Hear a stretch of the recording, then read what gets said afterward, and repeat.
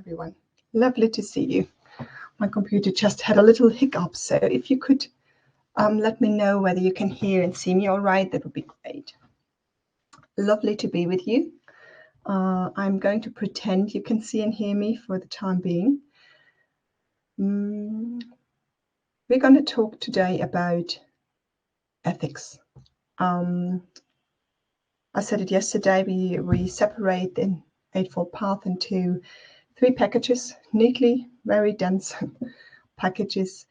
And we talked yesterday about wisdom and what it means to cultivate wisdom. Great, you can see and hear me. Wonderful. There is a big time delay between what I'm doing and what you are typing. So my computer might be slow or anything on the internet. We take that into consideration this morning. Great. So yesterday, all about wisdom, 2 aspects of the path. Today, we're going to talk about ethics, and I'm going to promise, hand on heart, I'm not going to preach. I'm not going to bring out the moral finger or anything. We're going to explore what ethics are, why they might matter, and potentially, we'll see, whether we can approach them with lightness, with sweetness, even with beauty, and maybe get a fresh perspective on ethics. That would be wonderful. I'm going to talk for try to talk for 15 minutes. And then we're going to practice, reflect, contemplate the topic of ethics in our guided meditation. And afterwards, hopefully, we'll have just as beautiful a sharing as we had yesterday. You did all such a great job to respond to each other, to reflect and ask, share your experience. That was quite beautiful yesterday. So let's get started. Oh, and if you have any questions or anything, technical issues, just make good use of the chat box there. And if you have any question already, you could put that into capital letters. And I would love to respond to that later. Okay, let's go and see what we can find out about the ethics part. So you might remember, if you were here yesterday, we talked yesterday about our perspective, appropriate, conducive perspective. What way of looking and relating is conducive right now, we asked. And the second question we asked was, what intentions, motivations, and qualities do I wish to be guided by? There we had it, sammaditthi, appropriate, conducive perspective, and samma sankappa, appropriate intention. And intention, motivation, of course, then spills over into action. And I said it yesterday, I'm going to say it again today. The Buddha's path is so much about being engaged with life, with others, with nature. And this is reflected partially in the theme today, which is conducive action. Third aspect of the path, conducive action or appropriate livelihood, and appropriate communication. All these aspects take us directly into how do I want to act in this world. And we all know, we do not have to be master scientists or Buddhists for that actions have consequences. Actions have consequences. And we all know, more or less, we don't need to put that into a straight box and put a rule on the box already. But we know that there are certain actions which are more likely to harm myself, others. So there is a vague sense of ethics in all of us. In all of us, to say, oh no, these actions have a cost, and these actions have less of a cost. Unfortunately, how we are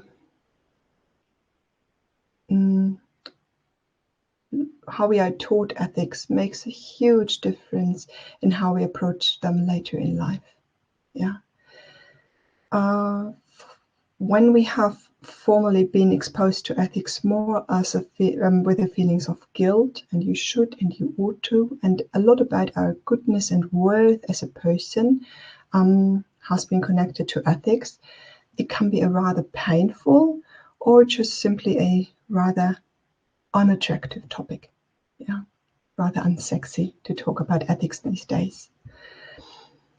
Hardly anyone I meet, and certainly not myself, make a connection between ethics and integrity and well-being. Yeah, we might on a very subjective personal level every now and then to say, well, actually doing something appropriate can make us like feel good in a sense, but on a societal level or cultural level, I hardly ever hear that, a connection between well-being and ethics. And that was something which really surprised me, really took me by surprise when I read the Buddha's teachings the first time, is how much he makes that connection, yeah, between ethics and well-being, ethics and peacefulness, ethics and some form of mudita, appreciation for the own heart mind. Who has ever heard of that? In southern Germany, where I grew up, to pat on your shoulder and say, well done, was something which was absolutely inappropriate. Not going to do that. Yeah.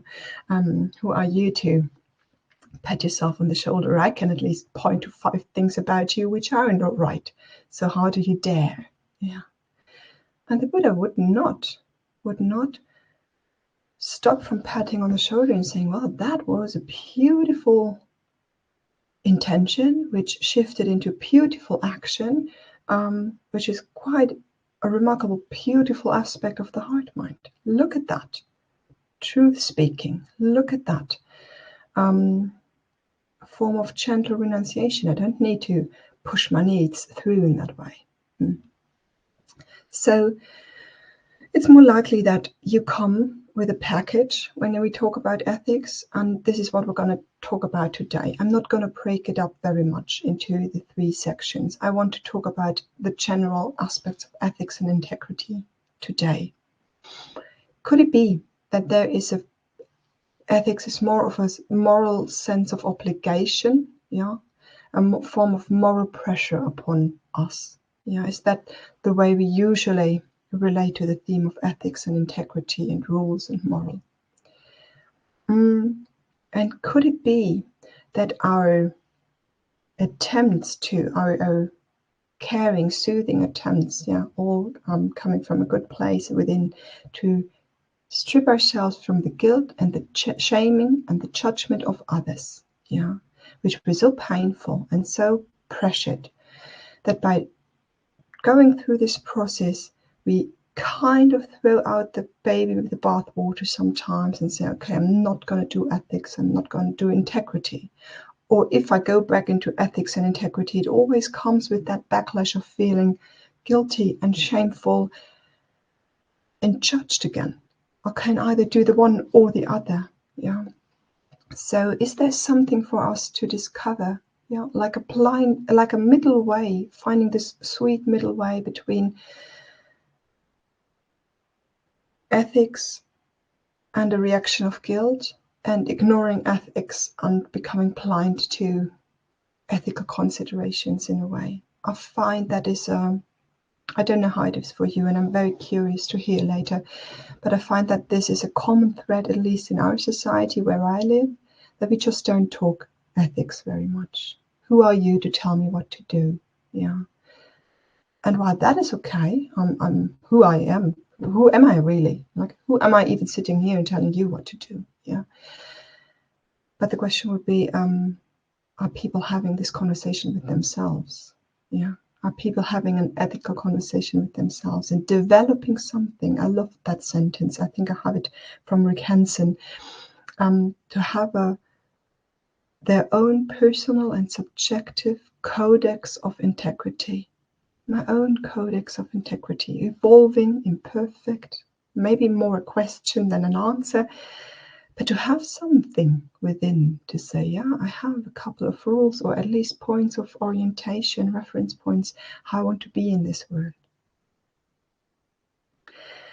And the Buddha would include 3 aspects here. It's not only what the hands do and how we act in the world and what the fists do or don't do. Not only the physical, it's also the speech and the communication. he put communication as, and I find that remarkable, as 1/8 of the entire path. It is, and being 1/8 of the entire path, it is as important as samadhi, as important as cultivating meditation and practice and cultivating the heart mind. And it's equally as important as samasati, appropriate mindfulness. And look at us teaching the Dharma.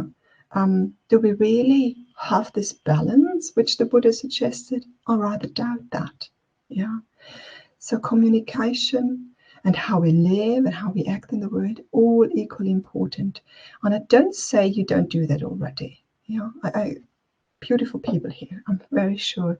But do we take that into consideration as being part of the practice and part of the work? Sometimes people come and say, oh, I never make it to the cushion, there's too much going on, and I've lost my practice.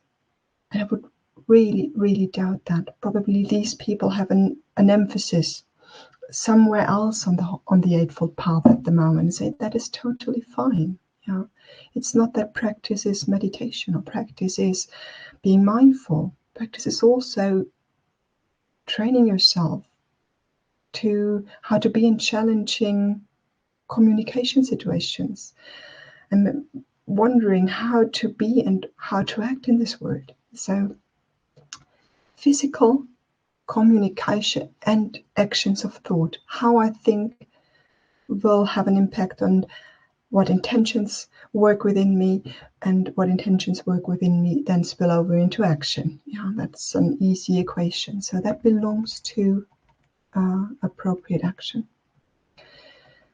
So why does ethics matter, and why did the Buddha put it so central? Couldn't we just everyone for ourselves practice?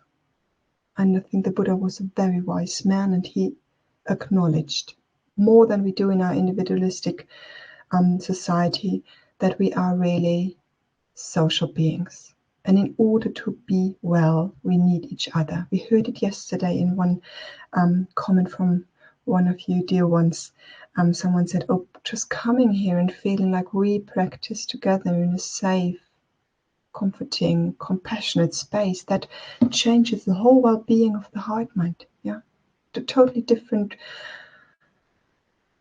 beingness while being with gentle, friendly, safe others. Yeah, and we need that. We need to tap into spaces where we feel safe with each other. Coming to a meditation retreat, I notice sometimes people who come newly, they carry their bag around, you know, like with their purse and their keys, because usually in those other spaces, we don't rely on the fact that other people won't take what they're not given, do we? So we take our stuff around with us. And after a couple of days, sometimes in these people, something relaxes and they leave their purse and their keys and everything on their bed, doors always open. And something goes like, oh, with the beings, I don't need to watch for my stuff all the time because no one is actually going to take my stuff. Yeah, just imagine what a form of peacefulness comes through us when we're allowed to do that. Yeah, or how would it be when you are in the company of others and you know that they have the basic rules of non-violent communication down? Yeah, you're not going to be attacked in some form. What would that do to us being with each other? So very social beings, all of us. And this is an important end, it's a mess. It's a true mess. Even if everyone is trying the best they can, it will still be a mess to be with each other. It is a mess to be in relationship, and it is a mess to live in this imperfect world. And I believe that even if everyone would try as hard as possible, it would still be a mess. So some form of dukkha and friction would always be there. And it means to practice also with the imperfections we are in contact with on a daily basis. And that means ethics as well. Now we come to the downfalls of taking ethics too lightly, to say, oh great, I'm just going to make up my personal codex of integrity. Yeah. And then I'm just going to live by these rules. Oh dear. Yeah, this is where the ouch usually comes in. Have you ever noticed that you can't fully control how much and in what way we impact others? Oh, I didn't want that she takes these words so personally, or that she interprets these words in that way. I didn't even want to put that thought into her mind. Oh, I didn't want my action of taking this mean to take anything away from anyone. I didn't even take that into consideration, actually. Yeah, we impact each other, and sometimes we have no full control how much and in what way that happens. And we can't live by the results of our actions only. The results are more than just my willpower and my intention in any given moment. But I can live by a certain set of rules, by a certain set of qualities and virtues, and really ground myself in that exploration. That is what I hold on to a lot of the time, to reconnect and connect with my good intentions. And for me, there is another middle way here. And it's a middle way which doesn't feel pleasant to myself a lot of the time. Is a middle way between having control over a situation. Yeah, I can bring the intentions, and then I bring the willpower, and then everything goes well. No, it's not in my control. Yeah. And on the other hand, to say, well, if I can't impact it and if I can't make it well, then I don't care. This would be the other pole. So neither can I control, nor should I ignore. So there is a wobbliness of as ethical as possible. Yeah, as ethical as possible, and I maneuver through that.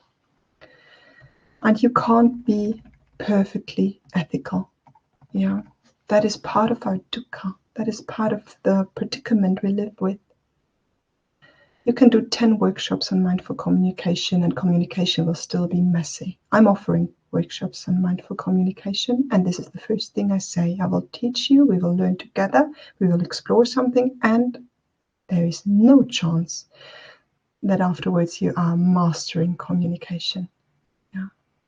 You can ponder ethics for as long as you want. You will run into dilemmas where one value and one virtue stand aside each other, and you can't quite decide what is right.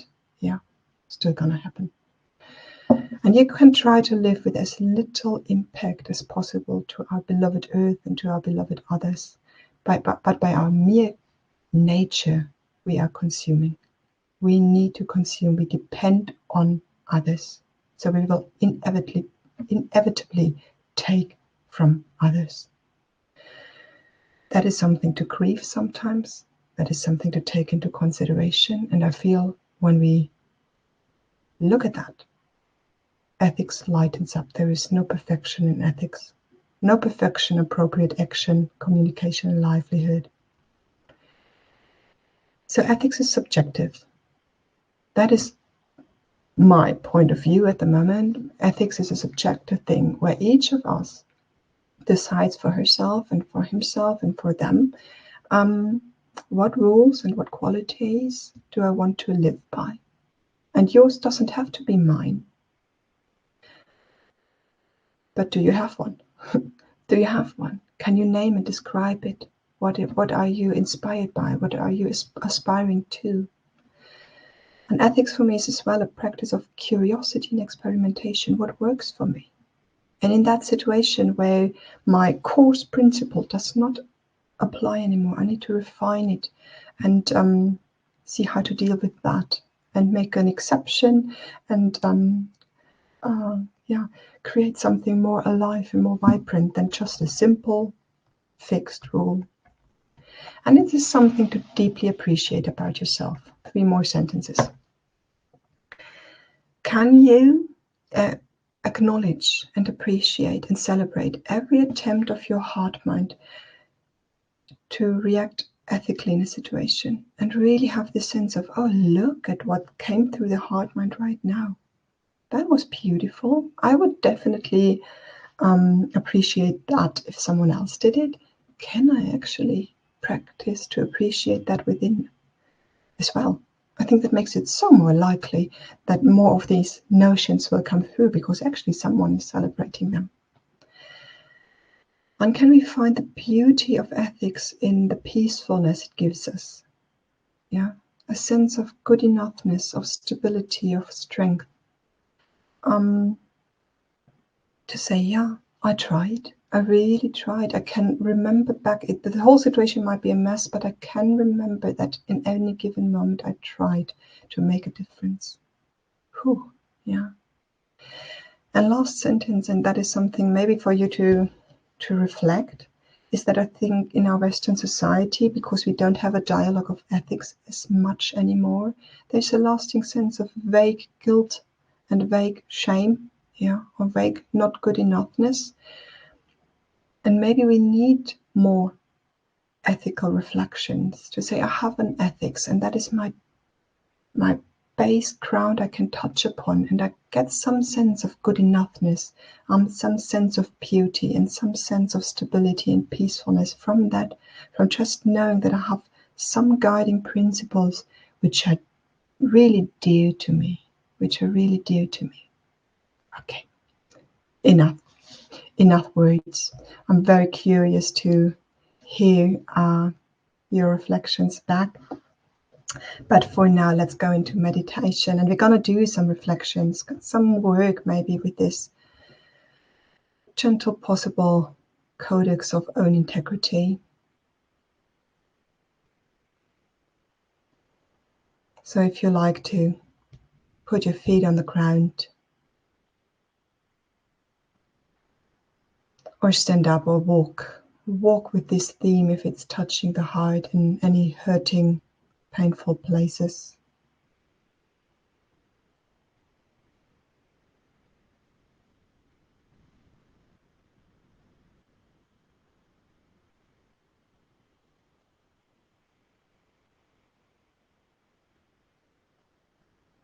If for any of you during this meditation or right already a sense of guilt and pressure of judgment comes upon you, please notice this. This is extra.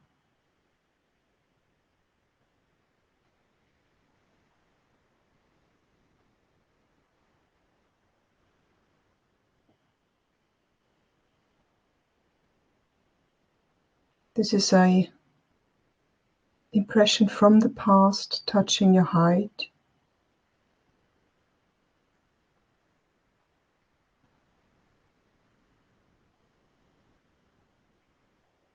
And maybe we can gently give it a cup of tea and a biscuit and saying, yeah, I hear you. Maybe it's that voice saying, well, it's important to live a life in which others feel safe with me. Yeah, I know, dear inner critic, I know that. And I shall explore that, but please give me some space so I can do the exploration.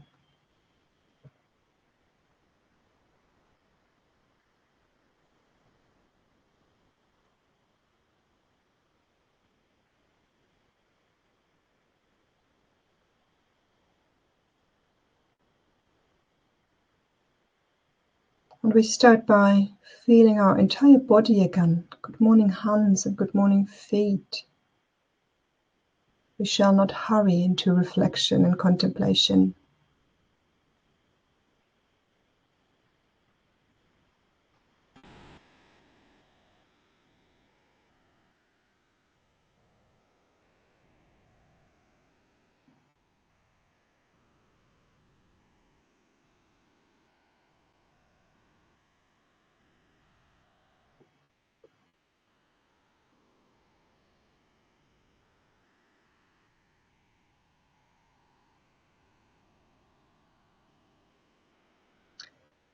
Good morning, legs.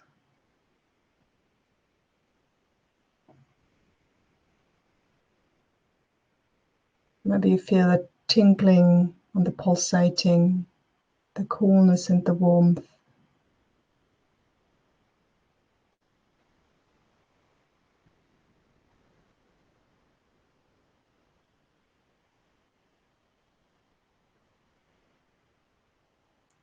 You might notice the calm places and the tense places. Just let them know you connect. Good morning, back, shoulders.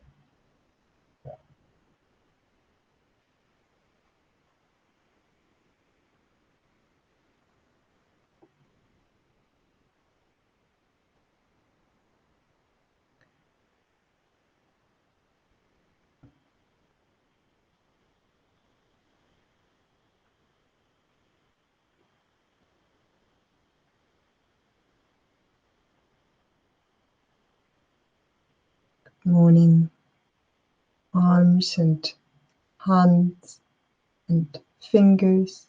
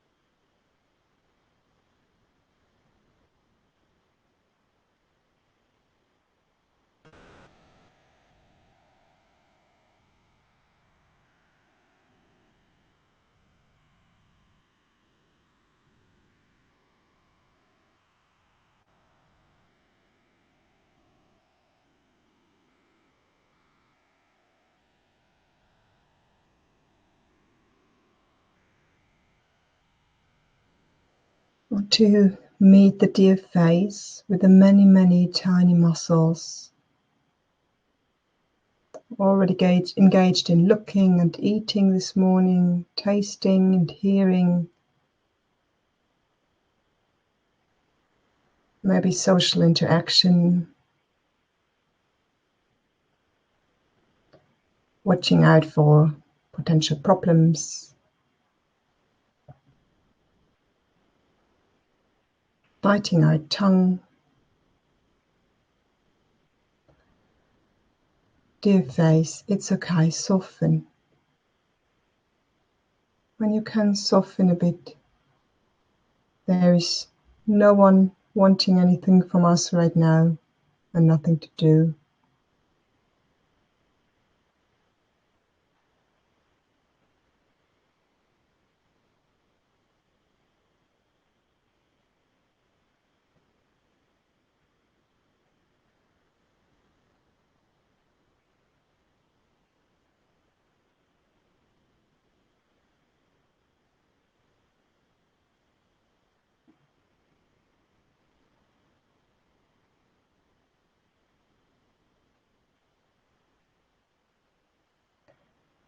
Maybe after a while you notice how the body picks up on the invitation to soften, to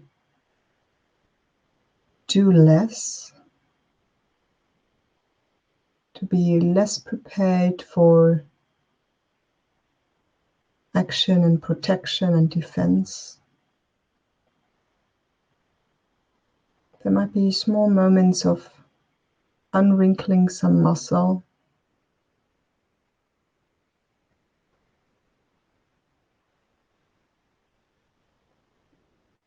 And just see whether you can notice that. Just give it time to do the work.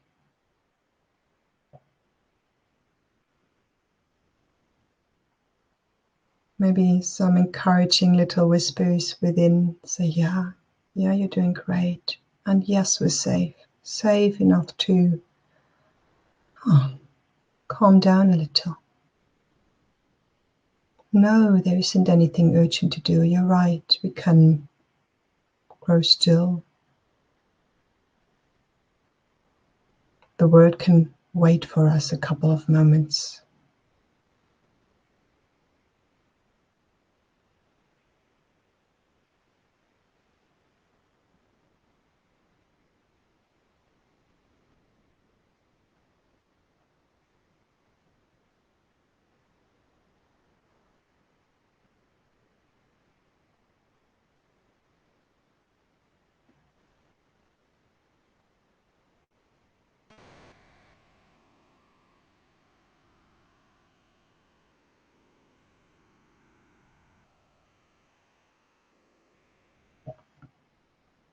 Maybe even inviting the thinking mind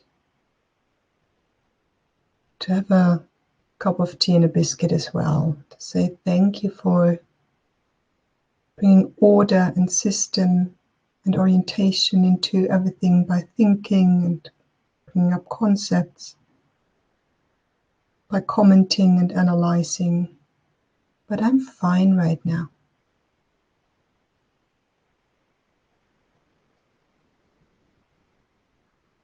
I can just feel that out. Feel this throbbing, feel this movement, feel this surge of energy.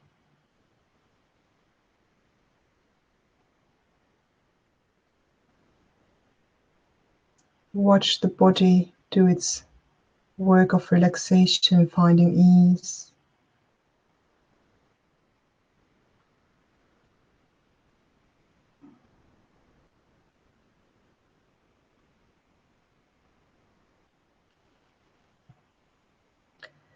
And for those of you who can't find it within the body, because there might be a lot of dynamic going on, open up your eyes and find that in your surroundings, looking at things, listening to things, touching things.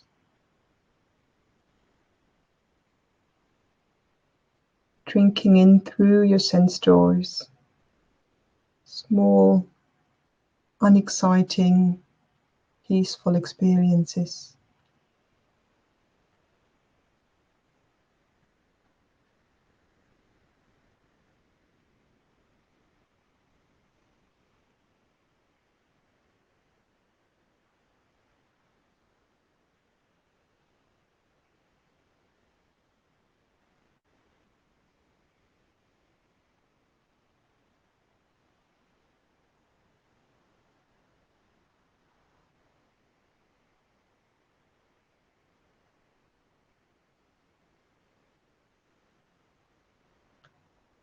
And our heart mind, our nervous system, isn't trusting easily.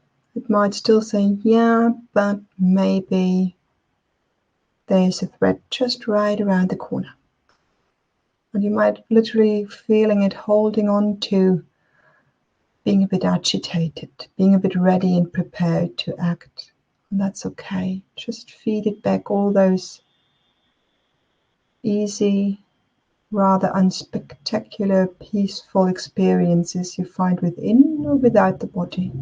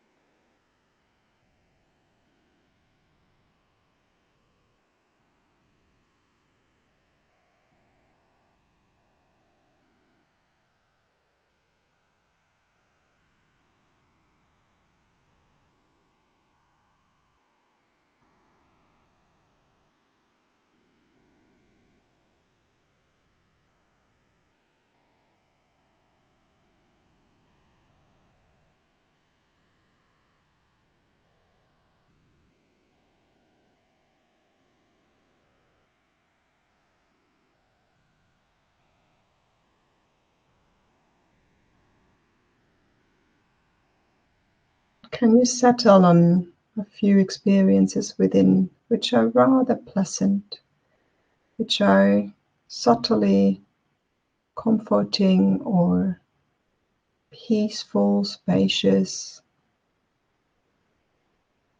Not trying to meditate the tight places away, to relax effortfully, but after a while almost to lean into that which is okay and okay enough.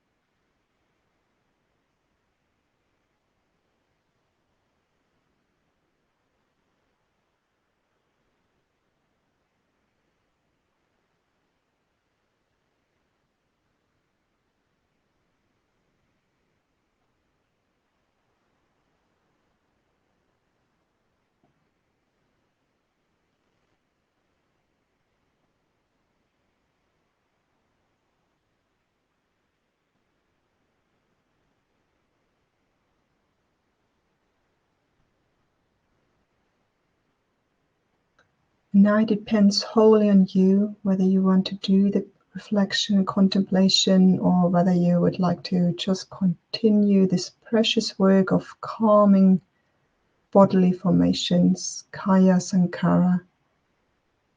Up to you. You can even mute me. I dare you. Mute me. Yet if you want to do the contemplation, I have a question for you.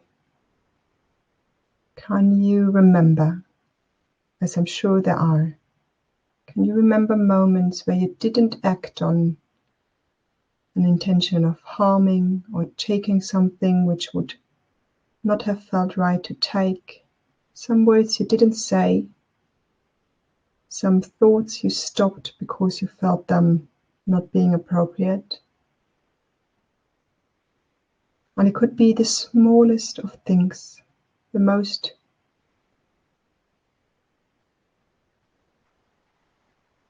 daily life thing you can think of. Just not taking the marmalade and emptying the jar because there were others on the table this morning. Offering someone sugar first before you taking it. Such simple things.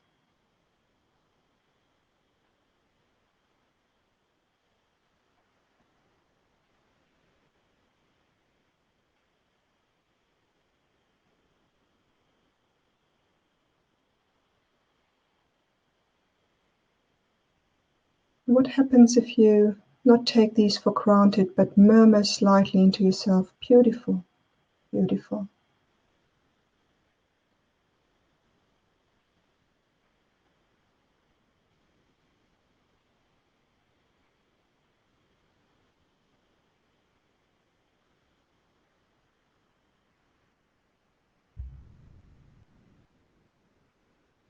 Go through your treasure chest of memories and find a few most mundane, beautiful, small, tiny acts of ethics.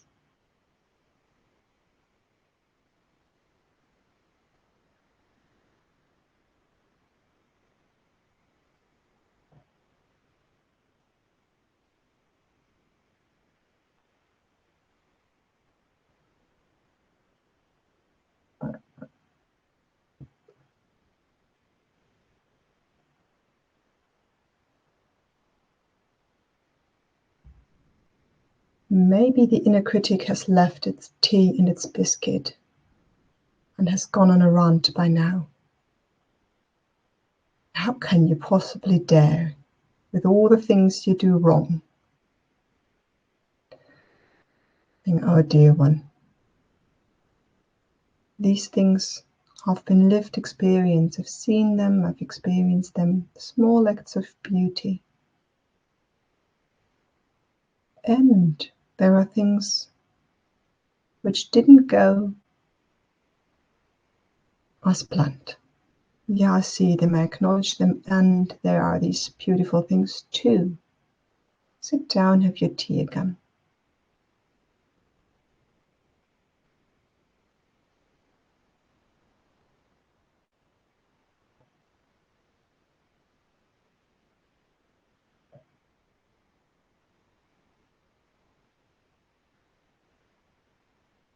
Can you remember moments where there were good intentions and the situation did play out as planned? Moments of ouch and conflict, moments where there were good intentions in the beginning and then you lost them somehow?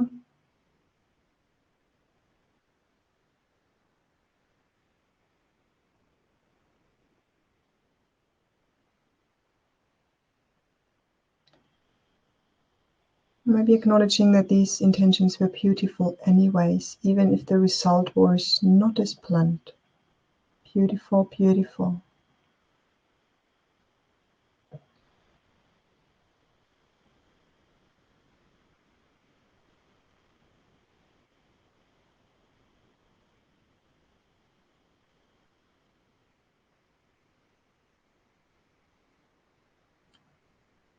Maybe there are acts of lightening your impact on our planet, on our beloved nature, on the animal people, the plant people, and all the others.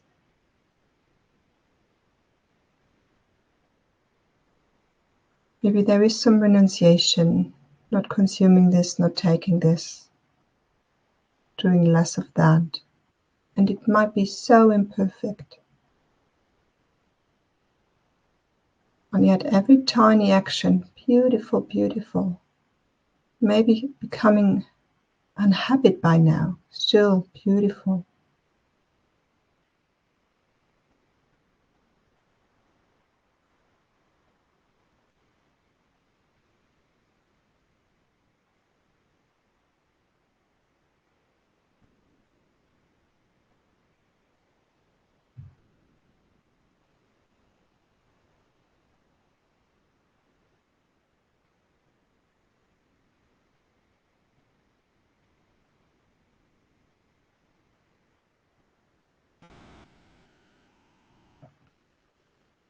And now my last question for this contemplation. What could you inspire to do today? Smiley, a small, tiny action which would add to the beauty, something to appreciate and feel joyful about when it manifests.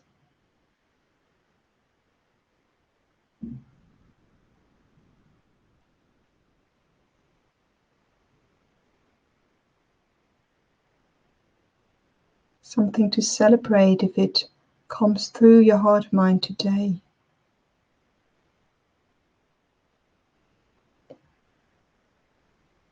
It could be a kindness to our planet, a kindness to others, a kindness to yourself. You are included in that field to take care for.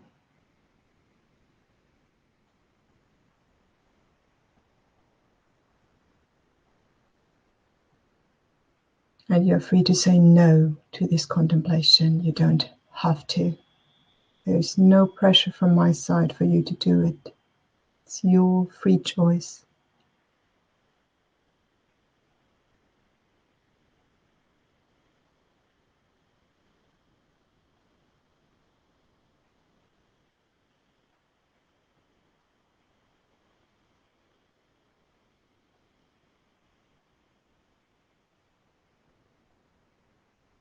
We let go of the reflections, the thought and the thinking, and revisit the body again. Hello again. Dear hands and feet, still there, always have been there.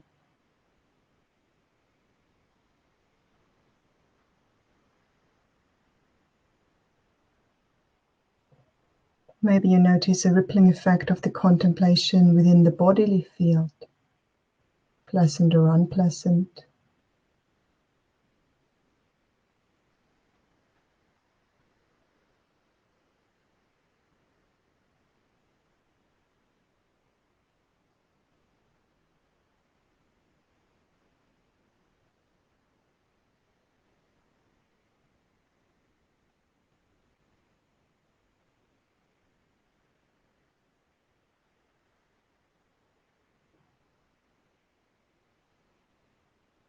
Maybe you want to take a couple of nourishing inhales and exhales into the body.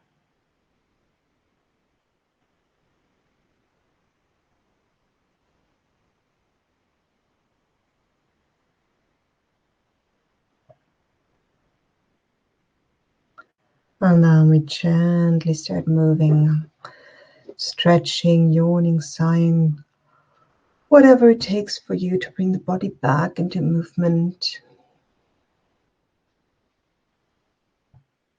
And when you feel like it, you can open up your eyes and come back to the screen.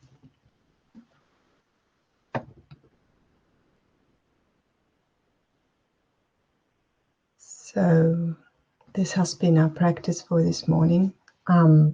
Ethics, I find, is not an easy theme. There are layers and layers and layers of narrative and perception and storyline over it. And I would be very curious what came up for you, even if it wasn't easy and if it didn't go as my guided meditation planned out. Please feel free to share what came up for you and the resistances and the good, the bad, and the ugly. Bring it all. You can use the chat box to do so, in which I'll just wait for you to type something and reflect something back. And in the meanwhile, I'll share an invitation. Oh, I can find that.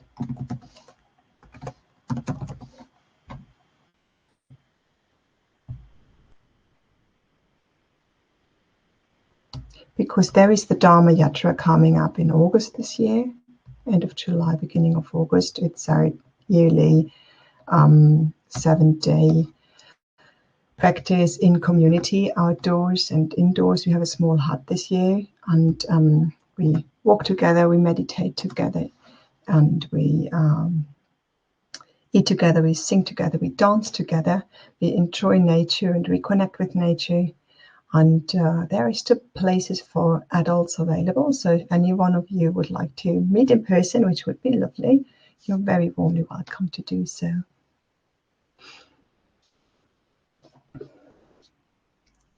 And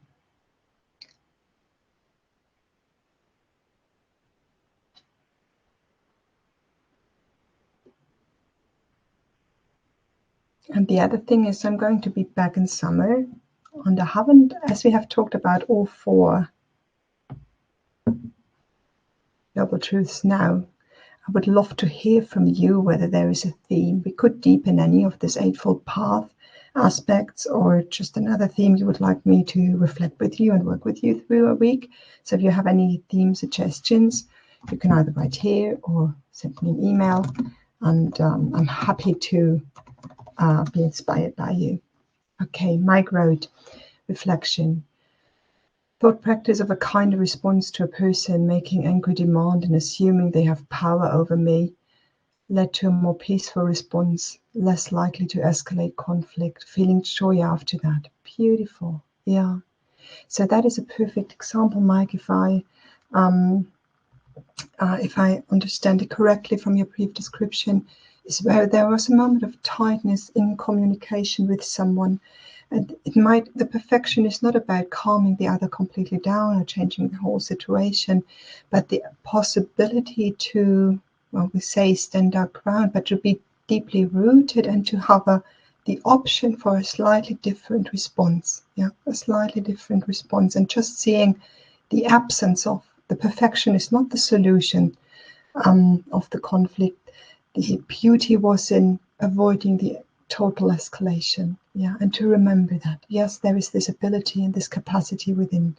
Yeah, something really to celebrate. Beautiful. Thank you for sharing. Claire is writing. So now things come in. Claire is writing, thank you for acknowledging the messiness and the imperfection around ethics, which can seem so absolute and tied up with success and failure. Yeah, you're absolutely right. I love the suggestions of acknowledging a hard man's good intention. Yeah, that's it. When we can not think in terms of success and failure, but Samuel Beckett wise, tried, failed again, tried again, failed better. That is something, that is this learning process. Ethic, not as this thing to get right, but that this actually fathomless. Robert Bayer called it a fathomless, a bottomless, a not ending learning process. Yeah, some refinement, some seeing. There are no black and white rules. There are no obvious, clear things in ethics, but something. It's an ongoing mindful exploration, and to take it as that. Yeah, thank you, Claire, for sharing. Maria's writing. Thank you for reminding that small actions can make big difference. Yeah. And that appreciation starts at the small and the tiny. Yeah, sometimes we have this. Mudita comes with this perspective, saying, "I need to find something important and impactful and large enough to appreciate." And we can't come up with something because there is not everyday roses and and cakes and everything, and we don't do heroic acts every day. But we can start the appreciation process at the small and the tiny.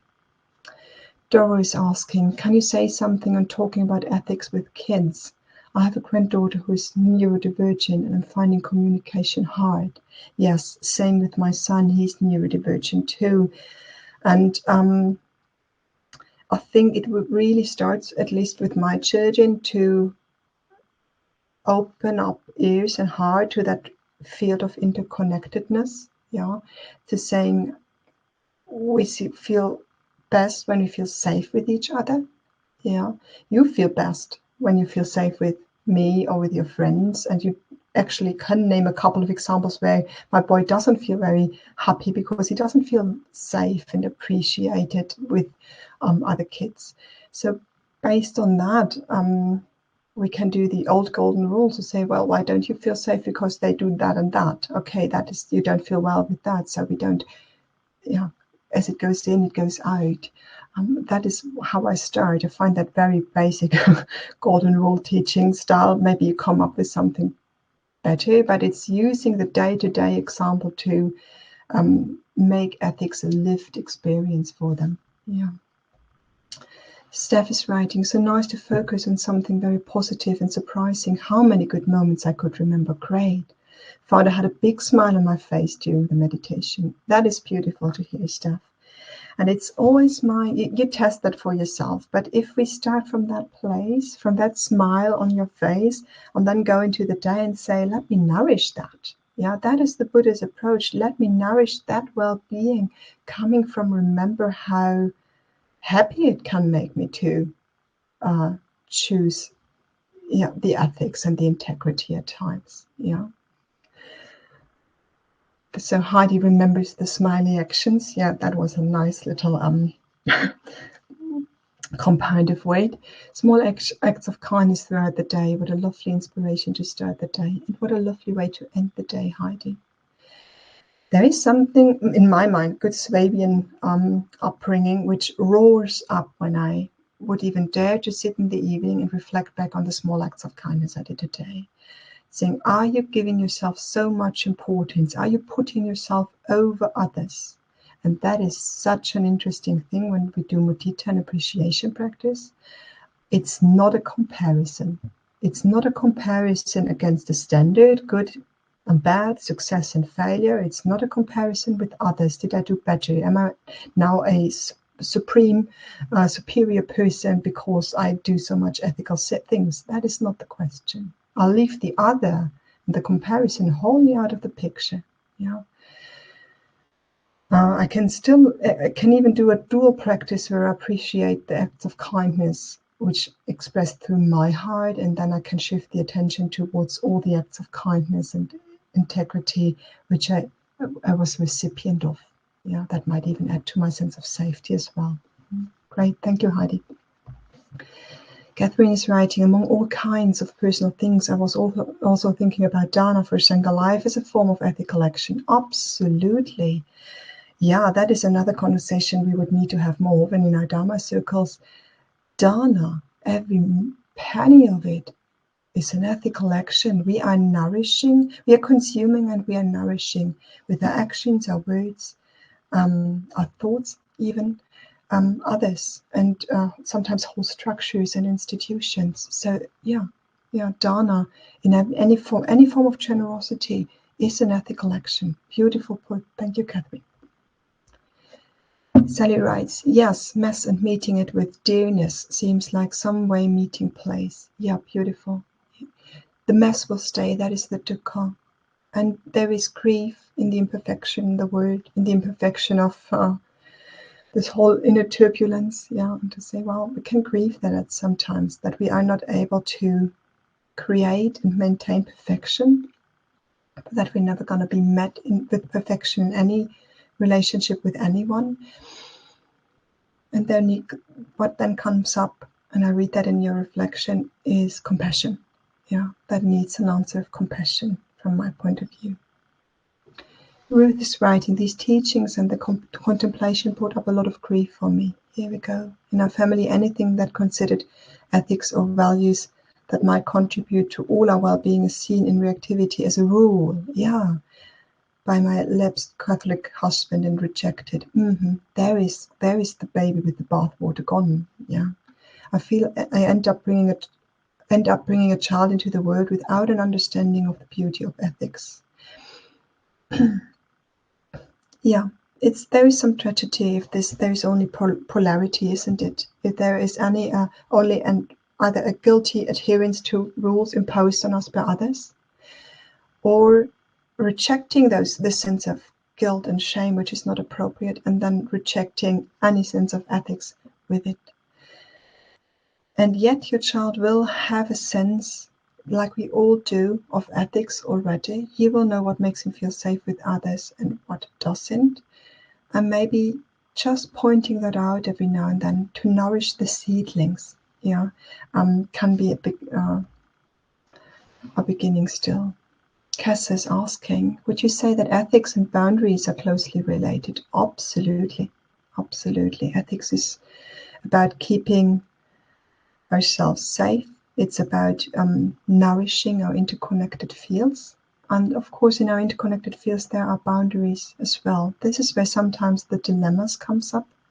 This is sometimes where we need to really maneuver the middle way. That is another of those very wobbly things between ethics for the self and ethics for others or other. Yeah. And there sometimes we are in this, in Germany we say Spannungsfeld, field of tensions, where there is not likely a right or wrong, but a gentle maneuvering through. Yeah. So one more. Vanya's writing, sometimes the wisest communication one can muster results in pain and hurt in the other. Yes, and that is the messiness. Yeah.